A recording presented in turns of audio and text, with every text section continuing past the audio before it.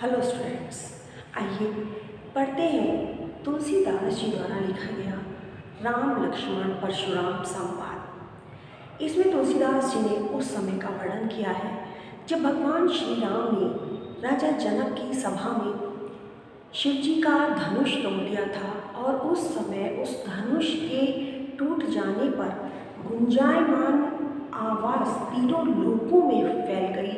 और उसको सुनकर जब परशुराम जी उस सभा में गुस्से से भरे हुए उपस्थित होते हैं और उस समय श्री राम लक्ष्मण और परशुराम जी के बीच हुए संवाद अर्थात वार्तालाप को यहाँ पर तुलसीदास जी ने हमारे सामने प्रस्तुत किया है। तो वे कहते हैं,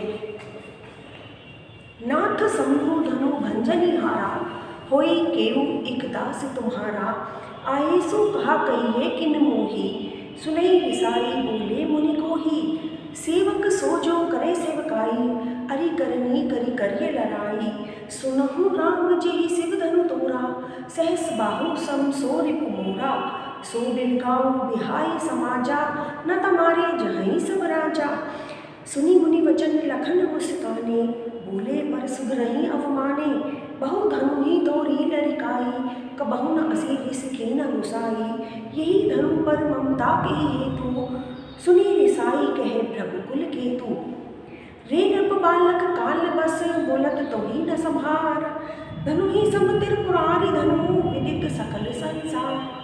कहते हैं कि जब परशुराम जी गुस्से से भरे हुए आते हैं तो भगवान श्री राम उनसे कहते हैं कि हे नाथ, हे स्वामी, शंभु धनु शिव जी के धनुष को भंजनिहारा तोड़ने वाला कोई केऊ एक दास तुम्हारा, आपका ही कोई दास या सेवक रहा होगा। आए सो कहा कहिए किन होगी, आप यहाँ क्यों आए हैं मुझे बताइए। सुनी रिसाई बोले मुनि को ही, ऐसा सुनकर मुनि परशुराम जी गुस्से से भरकर कहने लगे, सेवक सो जो करे सेवकाई, अरि करनी करी करिए लड़ाई, कि सेवक तो वो होता है जो सेवक के धर्म को पूरा करता है, सेवा करता है। अरि करनी, शत्रुओं जैसे कार्य करके करिए लड़ाई, सिर्फ झगड़ा या लड़ाई ही की जा सकती है। सुनाऊं राम जी शिव धनु तोड़ा, हे राम सुनो, जिस किसी ने भी ये शिव जी का धनुष तोड़ा है, सहस बाहु सम सो रिपु मोरा, वह सहस बाहु नामक राजा के समान मेरा शत्रु है। सो बिलकाऊ बिहाई समाजा, इसलिए उस राजा को राजाओं के इस समाज से या समूह से अलग कर दो। न तमारे जहीं राजा, अन्यथा परिणाम यह होगा कि सिर्फ वह ही नहीं बल्कि सारे राजा ही मेरे द्वारा मार दिए जाएंगे। सुनी मुनि वचन लखन मुस्काने, मुनि परशुराम जी के ऐसे वचनों को सुनकर लक्ष्मण जी मुस्कुराने लगे और बोले पर सुधरही अवमाने, और उनको बुरा लगने जैसे या उनके अपमान करने जैसे शब्द कहने लगे। बहु धनु ही तोरी लड़िकाई, कि हमने तो बहुत सारे धनुष लड़िकाई बचपन में तोड़े हैं, कबहु न असीर इसकी न गुसाई, हे गुसाई, तब तो आपने कभी भी ऐसा गुस्सा नहीं किया, अर्थात हम तो राजा के पुत्र हैं, हमारे खेल खिलौने धनुष बाण ही थे और हमने बचपन में बहुत सारे धनुष तोड़ दिए, तब आपने कभी भी ऐसा गुस्सा नहीं किया। यही धनु पर ममता के ही हेतु, इस धनुष से ही आपको इतना अधिक लगाव क्यों है। सुनी रिसाई कहे भृगुकुल केतु, लक्ष्मण जी की ऐसी बातें सुनकर भृगुकुल में केतु के समान चमकने वाले परशुराम जी कहने लगे, रे नृप बालक काल वश बोलत तो ही न संहार, की हे नृप बालक, हे राजा के बालक अर्थात राजकुमार, काल वस्तु काल के वश में है, इसलिए संभाल कर नहीं बोल रहा है, अर्थात तुझे पता ही नहीं तू क्या बोल रहा है। धनु ही समुद्र पुरारी धनु विदित सकल संसार, विदित अर्थात जानना, यह सारा संसार जानता है कि शिव जी का ये धनुष तुम्हारे बचपन में तोड़े हुए छोटे छोटे धनुषों के समान नहीं है। लखन कहा हसी हमरे जाना, सुनाओ देव सब धनुष समाना, का छति लाभ जून धनु तोरे, देखा राम नयन के बोरे, छुअत टूट रघुपति न दोषु, मुनि बिनु काज करिए कतरोसु, बोले जिते परसों की ओरा, बोले पर सुधरही रेसठ सुने स्वभाव न मोरा, बालक बोली बधो नहीं त्योही, केवल मुनि जन जानहि मोही, बाल ब्रह्मचारी अति कोही, विश्व विदित क्षत्रिय कुलद्रोही। भुजबल भूमि भूप बिन कीनी, विपुल भार मही देवन दीनी। सहस बाहु भुज छेद निहारा, स्पर्श बिलोक महीप कुमारा। मात पिता ही जिनि सोच बसे, करसि महेश किशोर। गर्भन के अर्भक दलन, परसु मोर अति घोर। कहते हैं जब परशुराम जी ने ऐसा कहा तो लक्ष्मण जी ने हंसते हुए कहा, लखन कहा हंसी हमरे जाना। लक्ष्मण जी ने हंसते हुए कहा कि हे सुनहु देव सब धनुष समाना, कि हे देव सुनिए हमारे लिए तो सारे ही धनुष एक समान है, चाहे वे बचपन में तोड़े हुए छोटे छोटे धनुष हो या यह शिव जी का महाधनुष हो। का क्षति लाभ जून धनु तोरे, यदि ये धनुष टूट गया है तो आपकी क्या क्षति है, क्या हानि है, और क्या लाभ जून धनु तोरे, और यदि ये नहीं टूटता तो आपको क्या लाभ हो जाता। देखा राम नयन के पूरे, राम ने तो सिर्फ अपने भोले भाले नेत्रों से इसे मात्र देखा था।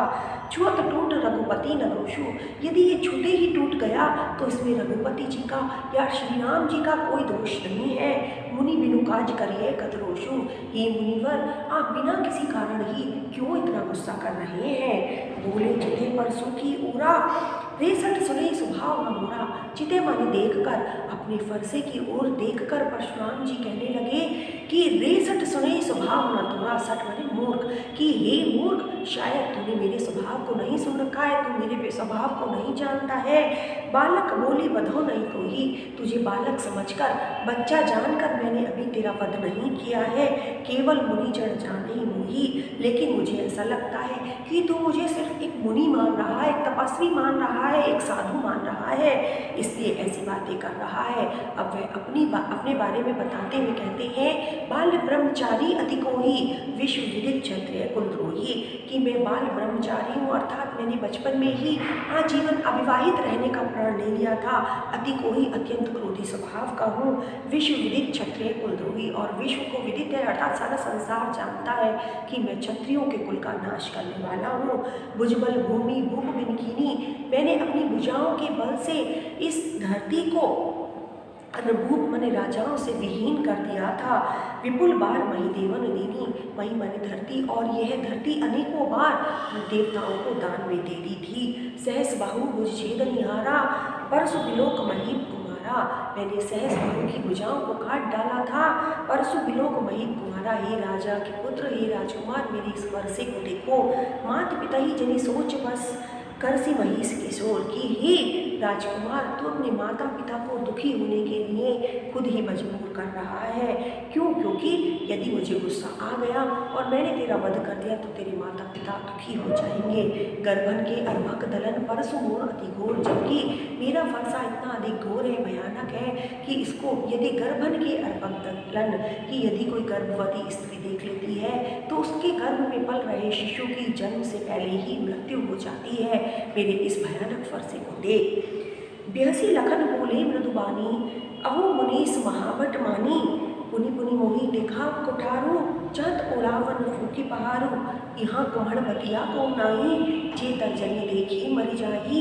देखी कोठार सरासन बाना, मैं कछु कहा सहित अभिमाना। भ्रघुसुत समझे जनेऊ बिलोकी, जो कछु सहु कहो रिस रोकी। ईसुर महीसुर हरिजन अनुगाई, हमरे कुल इन पर न सुराई। बंधे पाप अब कीर तिहारे, मारतम पापरिय तुम्हारे। कोटे कुलिस सब वचन तुम्हारा, व्यर्थ धर्म धनुवान कुठारा। जो बिलोक अनुचित कहो महामुनि धीर, सुनी सरोस रघुवंश मणि। बोले विराम गिरा गंभीर, बिहसी लखन बोले मृदुवानी। तब लक्ष्मण जी मृदुवाणी में कहने लगे, अहो मुनीस महाभटमानी, हे मुनिवर आप तो मुझे बहुत ही अभिमानी लगते हैं। पुनि पुनि मोहि देखा कुठारो, आप मुझे बार बार अपना फरसा दिखा रहे हैं। चैत उड़ावन फूकी पहाड़ों, और ऐसा लगता है कि आप तो यह चाहते हैं कि आप फूक मारेंगे और पहाड़ भी उड़ जाएगा, अर्थात आप तो छोटे से प्रयास से बहुत बड़ा कार्य कर देने की इच्छा रखते हैं। यहाँ कुम्हड़ बतिया को नाही, कुम्हड़ बतिया छुई का फूल, कि यहाँ छुई के फूल के समान नाजुक कोई नहीं है। जे तर्जनी देखी मरी जाही, कि जिस तरह छुई का फूल एक छोटी सी उंगली के छूने मात्र से मुरझा जाता है, उसका अस्तित्व समाप्त हो जाता है, इस तरह यहाँ पर कोई भी नहीं है, अर्थात जितने भी राजा यहाँ पर मौजूद है वो सभी शूरवीर हैं। देखी कुठार सरासन बाना, मैं कछु कहा अहित सहित अभिमाना। कि हे मुनिवर, मैंने आपके पास धनुष बाण और आपका फरसा देखा तो मैंने भी अभिमान पूर्वक कुछ कह डाला। भृगुसुत समझ जनेऊ बिलोकी, लेकिन हे मुनिवर, जैसे ही मैंने आपके जनेऊ को देखा तो मुझे समझ में आ गया कि आप ब्राह्मण हैं। तो जो कुछ सहूँ श्लोकी। फिर उसके बाद आपने जो कुछ भी कहा, मैंने भी अपने गुस्से को वश में करके, ये नियंत्रण में करके सब कुछ सहन कर लिया है। क्योंकि सुर महिसुर हरिजन अरुगाई, देवता ब्राह्मण भक्त और गाय पर हमारे कुल में इन पर नसवाई, हमारे कुल में इन पर वीरता नहीं दिखाई जाती, अर्थात इन पर शस्त्र नहीं उठाए जाते। कारण यह है कि बंदे पाप अपकीरत तिहारे, मारता हूँ पाप पर यह तुम्हारे। क्योंकि यदि हम तुम्हें मार डालते हैं तो हम पाप के भागी बनते हैं, और यदि तुम्हें हरा देते हैं तो हम अपयश के भागी बनते हैं। इसलिए मारता हूँ पापर ये तुम्हारे, हम तो आपके चरणों का ही स्पर्श करते हैं। कोटि कुलिस संवचन तुम्हारा, व्यर्थ धर्म धनुमान कुठारा। हे मुनिवर, आपके तो वचन ही करोड़ों शस्त्रों के समान है, आपने तो व्यर्थ में ही धनुष्मान रखा हुआ है। जो विलोक अनुचित कहो क्षमहु महामुनि धीर। कि हे मुनिवर, यदि मैंने कुछ अनुचित कह दिया हो तो आप मुझे क्षमा कर दीजिए। सुनी सरोस भृगुवंश वनी, बोले गिरा गंभीर। लक्ष्मण जी की ऐसी बातों को सुनकर परशुराम जी को गुस्सा आ गया और गंभीर वाणी में कहने लगे, कौशिक सुनहु मंद यहु बालक, कुटिल काल बस निज कुल घालक। भानु वंश राकेश कलंको, निपट निबुध निरंकुश असंको। काल कवलु हुई छन माही, कहो पुकारी खुल मोहि नाही। तुम हटकहु जो चहु उबारा, कही प्रताप बल रोष हमारा। लखन कहु मुनि सुजस तुम्हारा, तुम्हें अछत को बरने बारा। अपनी मुँह तुम अपनी करनी, बार अनेक भांति बहु बरनी। नहीं संतोष तापुनि कुछ कहु, जनि रिस रोकी दुसह दुख सहु। वीर व्रति तुम धीर अशोभा, गारी देत न पावनु सुभा। सूर समर कर नीक नहीं, कहीं न जनावही आ। विद्यमान रन पाई रिपु, कायर कतहि बेटा। हे कौशिक, अब परशुराम जी विश्वामित्र जी से कहते हैं कि हे कौशिक सुनो, ये जो बालक है जो बोल रहा है ये मंद बुद्धि है, कुटिल है, बुरे स्वभाव वाला है, कालवश काल के वशीभूत हो गया है, निज कुल घालक और अपने ही कुल को का घातक बन गया है, अपने ही कुल के सदस्यों की संख्या कम करने वाला बन गया है।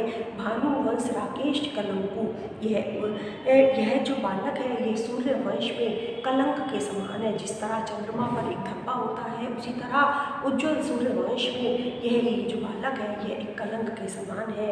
निपट है, इसको समझ नहीं है, निरंकुश है, इस पर किसी का नियंत्रण नहीं है, अबुद्धू, यह अज्ञानी है, अशंकु, यह किसी से डरता नहीं है। काल कबलू हुई चलनाही, यह किसी भीषण काल के मुँह में चला जाएगा, अर्थात इसकी मृत्यु हो जाएगी। कहाँ पुकारी खुरी मोहि नाही, और मैं यह बात पुकार पुकार कर कहता हूँ कि यदि ऐसा हो जाए तो उसमें मेरा कोई भी दोष नहीं होगा। तुम हटकहूँ जो चाहो तुम्हारा, यदि तुम इसे बचाना चाहते हो तो इसे मेरे सामने से हटा दो। कहीं प्रताप बल रोष हमारा, और इससे मेरी शक्ति और गुस्से के बारे में बता दो। लखन कहो मुनि सुजस तुम्हारा, कहते हैं लक्ष्मण जी बीच में ही बोल पड़ते हैं और कहते हैं कि हे मुनिवर, आपके सुयश का, आपकी कीर्ति का, आपकी प्रसिद्धि का तुम्हें अछत को वर्णन पारा, आपसे अच्छा वर्णन कौन कर सकता है, अर्थात अपने बारे में सबसे अच्छा वर्णन आप ही कर सकते हैं। अपने मुँह तुम अपनी करनी, बार अनेक भांति वर्णी। कि हे मुनिवर, अपने मुँह से अपने किए गए कार्यों का वर्णन आप अनेक बार अलग अलग प्रकार से कर चुके हैं। नहीं संतोष तापुनि कुछ कहो, लेकिन इतने से भी यदि आपको संतुष्टि नहीं है, आप संतुष्ट नहीं हुए हैं, तो आप फिर से कुछ कह सकते हैं। जनि रिस रोकी दुसह दुख सहु, और आप अपने गुस्से को रोककर असहनीय दुख को सहन ना करें। वीर व्रति तुम धीर अशोभा, कि आप तो वीर व्रत का पालन करने वाले हैं, धैर्यशाली हैं और गुस्सा न करने वाले हैं। गाली देत न पावो शोभा, आप जैसे महान व्यक्ति को गाली देना या अपशब्द कहना शोभा नहीं देता है। सूर समर करनी करहीं, कहीं न जना वहीं आप कि सूरवीर जो होते हैं वो करनी करनी युद्ध भूमि में अपने कर्म करते हैं। कहीं न जनावैया अपने बारे में सबको जानकारी नहीं देते। विद्यमान रणपाई रिपु युद्ध भूमि में शत्रु को सामने उपस्थित पाकर यदि कोई अपना वर्णन करता है तो वह कायर ही कहलाता है। तुम तो काल हाँक जन लावा, बार बार मोहि लागे बुलावा। सुनत लखन के वचन कठोरा, परसु सुधारी धरेउ कर घोरा। अब जनि देई दोष मोहि लागू, कटुबादी बालक वध जोगू। काल बाल बिलो की बहुत में बाचा, अब येहू मरनिहार भाषाचा। कौशिक कहा क्षम्य अपराधु, बाल दोष गुण गनहि न साधु। घर कुठार में अकरुण कोहि, आगे अपराधी गुरुद्रोही। उतर देत छोड़ो बिनु मारे, केवल कौशिक सील तुम्हारे। न त यही काटी कुठार कठोरे, उरहि उरिन होते श्रम थोड़े। गादि सुन के हृदय हसी, मुनि हरिहर सूझ। आई में खांड ने ऊक में, अजहु न बूझ अबूझ। कहते हैं कि ऐसा लगता है तुम तो काल हाँक जन लावा। लक्ष्मण जी कहते हैं कि हे मुनिवर, ऐसा लगता है कि यदि काल मेरे नज़दीक नहीं भी आ रहा होगा तो आप उसे जबरदस्ती हाँक कर ले आएंगे। बार बार मोहि लागी बुलावा, आप बार बार मुझे ऐसे ही कह रही हैं। सुनत लखन के वचन कठोरा, लक्ष्मण जी के इतने कठोर वचनों को सुनकर परसु सुधारी धरेउ कर घोरा। परशुराम जी ने अपने फरसे को सुधार लिया, उसको फिर से तान लिया और फिर से गुस्से में आ गए। अब जनि देई दोष मोहि लागू, और कहने लगे कि अब कोई भी मुझे दोष नहीं देगा, कोई भी मुझे गलत नहीं कहेगा। कटुबादी बालक वध जोगू, ये बुरा बोलने वाला बालक वध करने योग्य हो गया है। बाल बिलो की बहुत में बाचा, मैंने इसे बच्चा समझकर इसकी बातों से ही बहुत उत्तर दे दिया। अब ये मरनिहार ना साचा, लेकिन अब वास्तव में यह मरने योग्य हो गया है। कौशिक कहा क्षम्य अपराधु। तब विश्वामित्र जी कहते हैं कि हे मुनिवर, इसके अपराधों को क्षमा कर दीजिए। बाल दोष गुण गनहि न साधु, बच्चे के गुण और दोषों को महान पुरुष गिनते नहीं है, अर्थात वो उन पर ध्यान नहीं देते हैं। घर कुठार में अकरुण कोहि। तब परशुराम जी कहते हैं कि मेरा जो फरसा है वो बहुत भयानक है और मैं बहुत गुस्से वाला हूँ। आगे अपराधी गुरुद्रोही और मेरे आगे मेरे गुरु शिव जी का अपराध करने वाला व्यक्ति खड़ा है। उत्तर देत छोड़ो बिन मारे, अब तक मैं इसकी बातों का उत्तर ही दे रहा था और इसे बिना मारे मैंने छोड़ दिया था। क्यों? क्योंकि केवल कौशिक सील तुम्हारे, ये विश्वामित्र, सिर्फ तुम्हारे स्वभाव के कारण। क्यों? क्योंकि यह इस सभा में यह तुम्हारे साथ ही आया है। न तो यही काटी कुठार कटोरे, वरना मैं इसे अपने कठोर फरसे से अभी काट डालता, अर्थात इसे मार डालता। बुरही ओरे न होते श्रम थोड़े, और थोड़ी सी ही श्रम से मैं अपने ऋण, गुरु के ऋण से मुक्त हो जाता। गादी सुन के हृदय हसी, उन्हीं हरिहर सूझ। परशुराम जी की ऐसी बातों को सुनकर विश्वामित्र जी मन ही मन हंसने लगे और सोचने लगे कि मुनिवर को चारों ओर हरा ही हरा, अर्थात अपने ही अनुकूल दिखाई दे रहा है। अय में खांड ने ऊख में, अजहु न पूज अबूझ, जबकि यहाँ कोई भी गन्ने के रस से बनी खांड के समान मुलायम नहीं है, यह सब लोहे के समान कठोर है। कहे लखन मुनि सील तुम्हारा, को नहीं जान विदित संसारा। मात पिता उरिन भय नीके, गुर रेणु रहा सोच बड़ चीके। सो जनु हमरे माथे काढ़ा, दिन चली गए ब्याज बड़ काढ़ा। अब आनिए व्यवहार ये बोली, तुरंत देहूँ मैं थैली खोली। सुनी कटु वचन कुठार सुधारा, हाय हाय सब सभा पुकारा। भृगुवर परसु दिखावहि मोहि, विप्र विचारी तजो बचो विद्रोही। मिली ने कमहु सुबट रंगाड़े, द्विज देवता घरही के बाड़े। अनुचित कही सब लोग पुकारे, रघुपति सैनहि लखन निवारे। लखन उतर आहुति सरिस, रघुवर कोप कृसान। पड़त देखी जल सम वचन, बोले रघुकुल भान। कहते हैं कहे लखन मुनिशील तुम्हारा। लक्ष्मण जी कहने लगे कि हे मुनिवर, आपके स्वभाव को नहीं जान विदित संसारा, इस संसार में कौन नहीं जानता, अर्थात सभी जानते हैं। माता पिता ही उऋण भय नीके, आप अपने जीवन में अपने माता और पिता के ऋण से तो मुक्त हो गए हैं। गुरु ऋण रहा सोच बढ़ जी के, सिर्फ गुरु का ही ऋण आपके ऊपर शेष बचा है और यह आपके हृदय को दुख पहुंचा रहा है। सो जब हमरे माथे काढ़ा, इसलिए आप इसे हमारे ही सिर पर मंड देना चाहते हैं, अर्थात हमारे माध्यम से उतार देना चाहते हैं। दिन चले गए ब्याज पर बढ़ा, आपको अपने एक गुरु का ऋण को अभी बहुत समय पहले उतार देना चाहिए था, लेकिन आपने नहीं उतारा। यह दुख आपके हृदय में समाया हुआ है। अब आनिए व्यवहार ये बोलिए, चलिए आइए अब व्यापार की बातें करते हैं। तुरंत देऊँ मैं थैली खोली, और इस तरह करते हैं कि मैं थैली खोल देता हूँ धन की, और आप अपना कर्जा उतार दीजिए, अर्थात मैं यहाँ उपस्थित हूँ, आप मुझे मार दीजिए और अपने गुरु के ऋण से मुक्त हो जाइए। सुनी कटु वचन कुठार सुधारा, लक्ष्मण जी के कठोर वचनों को सुनकर परशुराम जी ने अपने फरसे को सुधार लिया। हाय हाय सब सभा पुकारा, तब सभा में उपस्थित सभी लोग हाय हाय करने लगे।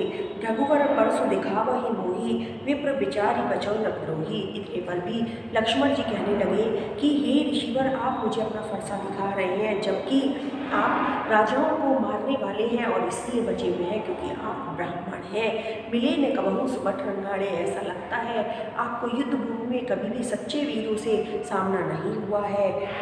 द्विज देवता घरई के बाढ़े, इसलिए ये ब्राह्मण देवता आप अपने ही घर में अपनी बड़ाई करते रहते हैं। अनुचित कही सब लोग पुकारे, लक्ष्मण जी की ऐसी बातों को सुनकर सभा में उपस्थित सभी लोग लक्ष्मण जी को अनुचित कहने लगे और कहने लगे कि रघुपति सहनही लखन निवारे, और उनके लक्ष्मण जी को रामचंद्र जी ने अपने नेत्रों से देखा और उनकी तरफ इशारा किया। लखन उतर आहुति सभी स्थित रघुवर को किसान, और उस समय जो स्थिति थी वो ऐसी थी कि परशुराम जी के गुस्से की अग्नि में लक्ष्मण जी के जो वचन थे वो आहुति का कार्य कर रहे थे, अर्थात उनके गुस्से की अग्नि को बहुत अधिक बढ़ा रहे थे। बढ़त देखी जलसम वचन बोले ब्रह्मपुराण, वो कहते हैं कि इस तरह उस अग्नि को बढ़ते हुए देखकर रघुकुल के में सूर्य के समान चमकने वाले परशुराम जी जल के समान कोमल वचनों की या कोमल शब्दों की वर्षा करने लगे, ताकि परशुराम जी का गुस्सा शांत हो जाए। तो यहीं पर तुलसीदास जी द्वारा लिखा गया राम लक्ष्मण परशुराम संवाद समाप्त।